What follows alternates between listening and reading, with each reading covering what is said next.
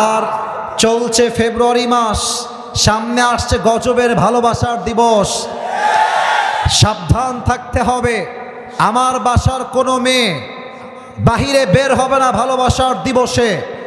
আমাকে মাথায় রাখতে হবে, ভালোবাসার দিবসে স্কুল বন্ধ, কলেজ বন্ধ, প্রাইভেট বন্ধ, কোচিং বন্ধ। যেই মেয়ে বলবে মা আমার দিয়ে একখান স্পেশাল ক্লাস আছে আজকে, বুঝতে হবে দাল মে কুছ কালা তো জরুর হ্যায়।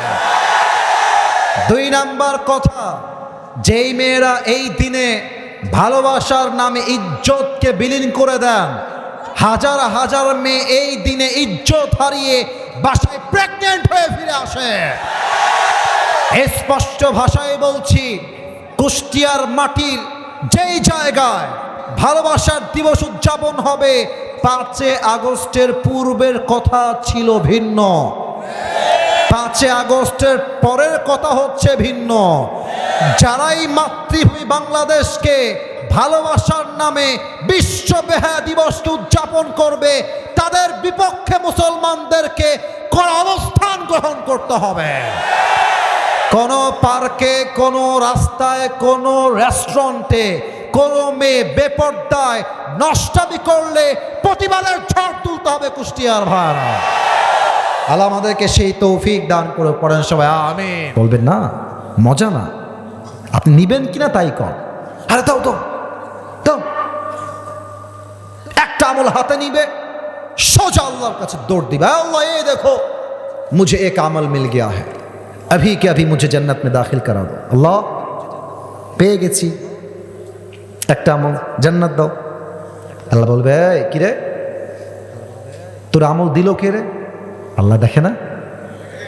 আল্লাহ জানে না? আল্লাহ বোঝে না? সব দেখে একজন, তিনি কে? এই বান্দা, किसने तुझे एक अमल दिया है, उसका नाम बता। के? যুবকটা বলবে আল্লাহ, हादा अखी, ये जो भाई है इसने मुझे एक अमल दिया है। अब्बा আল্লাহ, এই যে আমার ভাই, বাপ দেয়নি, আব্বা দেয় নাই, মা দেয় নাই, কেউ দেয় নাই, এই ভাইটা আমাকে একটা আমল দিয়েছে। আল্লাহ ওকে বলবে এই বান্দা, doesn't make any sense, তোর মাথা ঠিক আছে? কিরে, বাপ দেয় না, মা দেয় না, বউ দেয় না, বাচ্চা দেয় না, তু কौन होता है एक আমল দেনে वाला? তুই কেন দিলি রে বাবা একটা আমল? কিরে এই বান্দা, কি সমস্যা তোর, কি হয়েছে তোর? যুবকটা ডাক দিয়ে বলবে আল্লাহ মেরে পাস সির্ফ এক হি আমল হ্যাঁ। আল্লাহ আছে একটা, ও থাকলেও আমি জাহান্নামে যাবানি, ও না থাকলেও আমি জাহান্নামেই যাবানি। তো আমি ভাবলাম আমি যদি আমার একটা আমল আমার ভাইকে দান করে দেই, আমার ভাই তো জান্নাতি হয়ে যাবে। তো আমি একটা আমল লিখেছি, তো আমার কোনো লাভ হচ্ছে না, তো আমি দয়া করে মায়া করে একখানা আমল আমার ভাইরে দান করে দিছি। জোরে কত হবে সুবহানাল্লাহ। আল্লাহ বলবে ও আচ্ছা ये बात है, मतलब तुम अपनी रब से भी बड़ा मेहरबान होना चाहते हो। হ্যাঁ বান্দা, বুঝে গেছি, তুমি তোমার আল্লাহর চাইতে কি বেশি দয়াময় হতে চাও? আল্লাহ বলবেন নো নো নো, আনা রহমান, আনা রহিম, আনা রহমান, আমি হলাম the most merciful, the most gracious, the most kindful Lord। আমার মতো দয়াময় মায়াময় কেউ হতে পারে না। এ মেরে বান্দে, আজ तुझे एक अमल मिल गया है, 51 हो गया है, जा तू जन्नत में चले जा, मगर तू अकेले जन्नत में मत जाना। जिस भाई ने तुझे एक अमल दिया है, तू भी जन्नत में जा, अपनी भाई को साथ लेकर दोनों जन्नत में चले जा। আল্লাহ বলবে এই বান্দা, তোর দয়া তো বেশি নয় রে বান্দা, আমারটা তো আকাশ সমান, আমার তো আরশে আযীম সমান। তুই যদি আমার বান্দার জন্য একটা আমলের জন্য সহযোগিতার হাত বাড়াতে পারিস, তো আমি আল্লাহ তোর জান্নাত দিতে পারবো না। কারণ যা জান্নাতে যা, সুবহানাল্লাহ। 100 আমল লাগবে 51, ফাম্মা মান থাকুলাত মাওয়াজিনু ফাহুয়া ফি ঈশাতির রাদিয়া। আমি আল্লাহর কাছে দোয়া করি, আল্লাহ কিয়ামতের দিবসে আমাদের সকলের আমলনামা তুমি 100-তে 51 করে দিও। পড়েন সবাই আমিন। হিসাব দিবস শেষ হবে 3 নাম্বার, মানুষের মাঝে দুইটা দল হবে, ডানপন্থী বামপন্থী। মাশাআল্লাহ মাশাআল্লাহ, আমার সঙ্গে বলেন সবাই দেখি, এক ডানপন্থী দুই। আচ্ছা আরেকবার, এক ডানপন্থী দুই। ডানপন্থী হচ্ছে দ্য পিপল অফ প্যারাডাইস, জান্নাতি।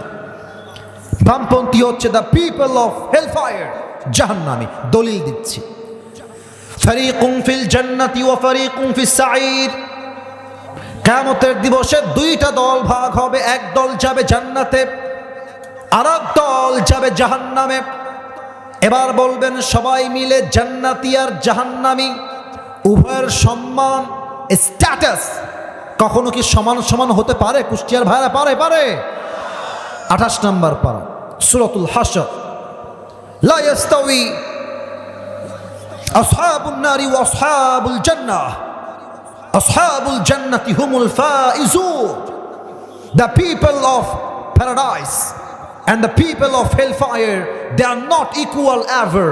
যারা জান্নাতি আর যারা জাহান্নামী তারা কখনো সমান সমান হতে পারে না।